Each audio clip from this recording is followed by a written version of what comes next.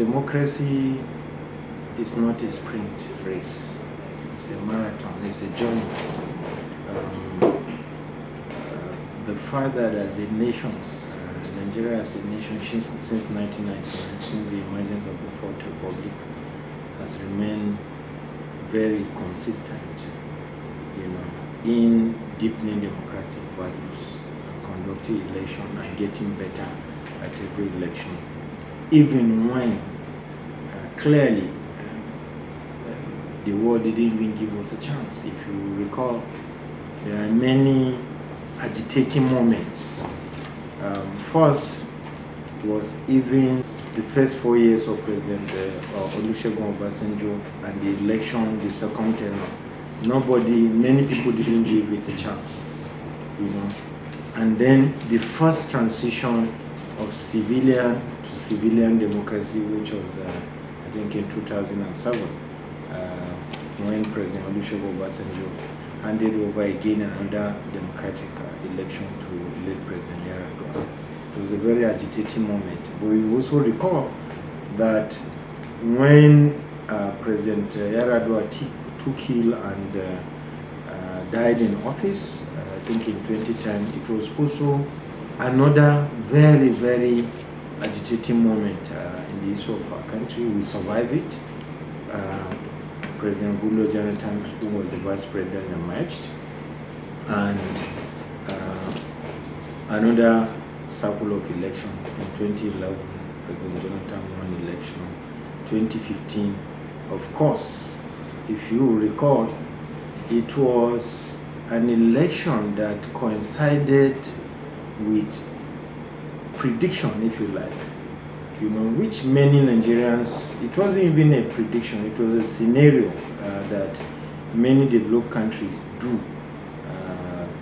They look at geopolitical regions and look at countries and do permutations and simulations, and come up with scenario and say, A, B, C, it happened, this may likely happen. And that scenario building by a think tank group in the US coincided with 2015 election, and many predicted that it was going to be the end of Nigeria. That didn't happen. Nigeria conducted election, and for the first time, and perhaps in the history of many African countries, there was a peaceful transition, and the first time that a sitting president will lose an election and democratically even put a call to his successor, the person who defeated him. It was unprecedented, that happened. And again, President Muhammad Buhari emerged, did his 8 years, 2019 election, 2023. All the processes leading to the general election in all the political parties and the general election itself. President, again, candidate Bola Ahmed Tinubu and Kashim Shettima emerged as president and vice presidential candidate. And in a keenly contested election, they won convincingly against other top contender, former Vice President Atiku Abubakar and Mr. Peter Obi, former governor of Anambra State. So, for me, Nigerian democracy is, you may think it's just 25 years ago, it has come of age. There are things that the world didn't give us a chance. Even some Nigerians we didn't give ourselves that chance. But it has happened, it has come to pass. Of course, because of the sensitivity of our politics and dynamics and diversity, even the 2023 election, the Muslim ticket and all of was also an issue, and some people thought that if this happened, what? Thank God we have a president and commander-in-chief who emerged in a free and fair election and has been focused on the renewable agenda. So for me, it's been a great journey. You look at the trajectory of what the president and the vice president, the President and Commander-in-Chief, President Bola Ahmed Tinubu, was a former senator, was a governor,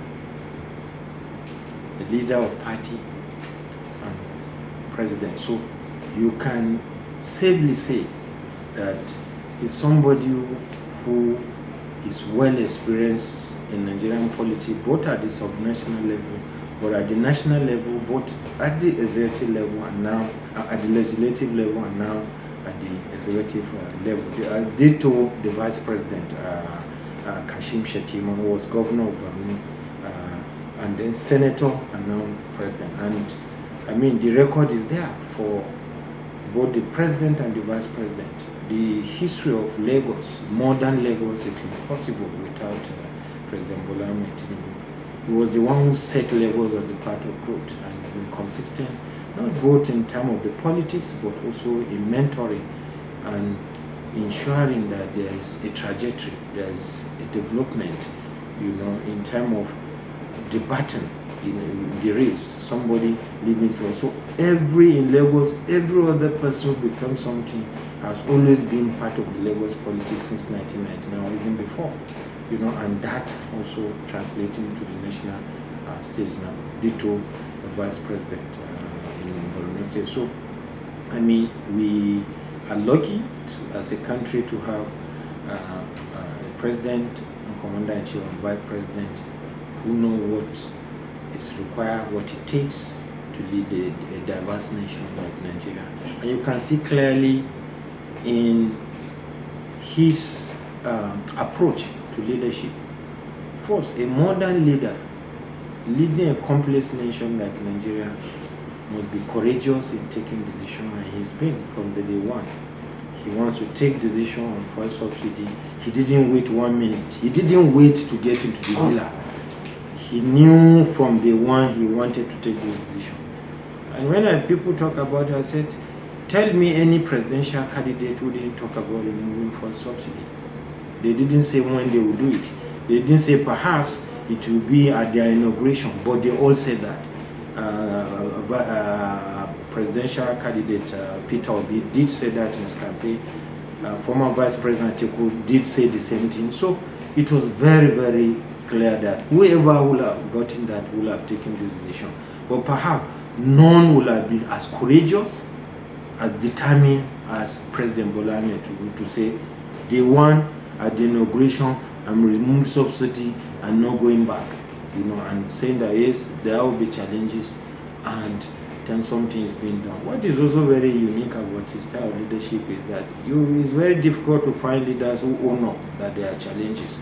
They just want to say no, but you say yes, we are taking this decision.